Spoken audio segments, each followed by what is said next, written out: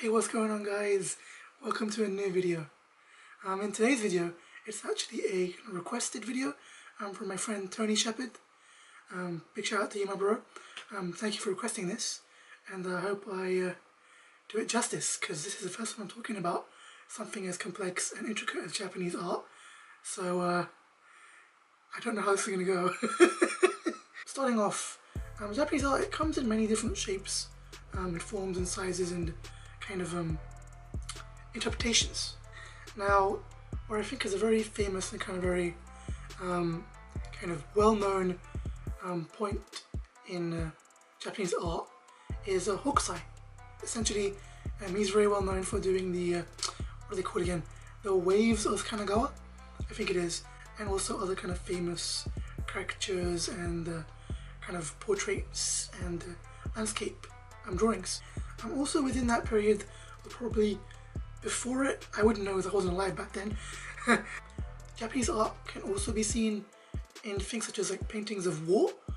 This kind of depicts what things were like back then in that kind of era.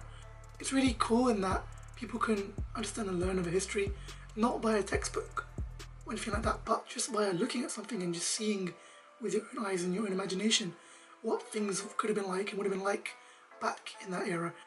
You also get these very articulate kind of blinds. You wouldn't really think you'd see art on everyday furniture, on an everyday object, but in regards to Japanese art, it's quite common that you'd have kind of very basic things be transformed into works of art. Something I want to touch upon, which I believe I would count as art, is Japanese calligraphy, the art of writing, or is it kanji, hiragana, katakana, of Japanese kind of words and the language in a very artistic and kind of regal manner.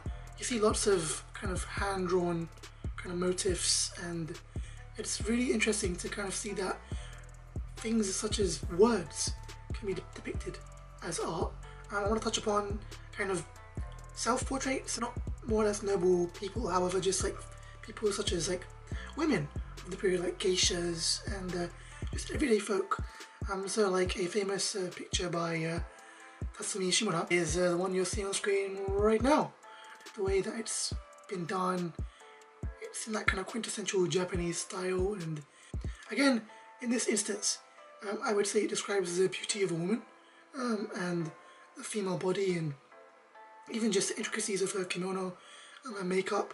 Now, this next one I was thinking of kind of more or less deliberating on if I should include it or not.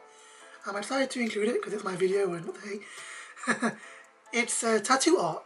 Now, in this instance, I'm focusing kind of more on the kind of Yakuza style body art, and you'd kind of have it more or less full body, and it shows things such as like koi fish, tigers, dragons, demons, and just quintessential kind of very Japanese kind of beliefs and kind of themes. It can be extreme on one end, however, it can also be seen as quite beautiful on the other end of the scale.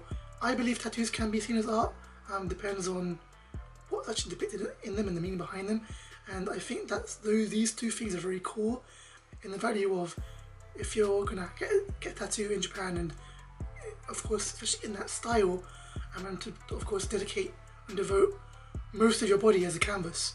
In that sense, the art depicted in tattoos, from what I understand, be it like if you're a koi fish going up a waterfall, for example, this can be seen as growth. A koi fish, struggling to kind of go upstream, to kind of overcome that kind of hardship and labor. Same in kind if you're like have a back tattoo of a tiger or of a dragon, that shows ferocity and strength. So next up, masks, kind of ornaments, if you will. They're kind of depicting things such as like demons and kind of myths and legends and stuff like that. So when you wear them, you kind of end up taking on that person's kind of persona, or take on that kind of form. I look at them more as just kind of ornaments and for display, and I find them very intricate, very detailed, almost very beautiful, and just interesting to kind of see. Of course, people still make these kind of things these days, but they're used, I guess, as art, but also kind of in theatre and, well, in other forms of art. It's just interesting in that people would wear them to kind of course, hide their identity, but also to become something or someone else. Next is, I guess, a street art, like graffiti or just kind of urban art.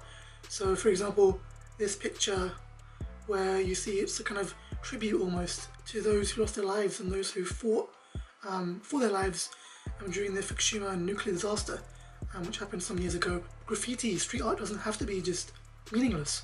It actually can have meaning attached to it, and I think in this instance that meaning holds true. So finally, Studio Ghibli. Now, Studio Ghibli, or Ghibli rather, is the studio that had me kind of thinking, got me to believe that animation, animated feature lengths can be seen as art, works of art, not just media to be consumed, but to be viewed, to be kind of enjoyed. It's just, I've never seen anything like what they produce. The kind of beauty, the grandeur. I just find it's just astounding, just beautiful. As much as it was back then, it was groundbreaking. I still feel that it holds up very well now. It's almost timeless. Isn't that really what art is at the end of the day? What is Japanese art? I think I might ask my own question, in that it's something to be viewed, to be questioned, to be enjoyed, to be shared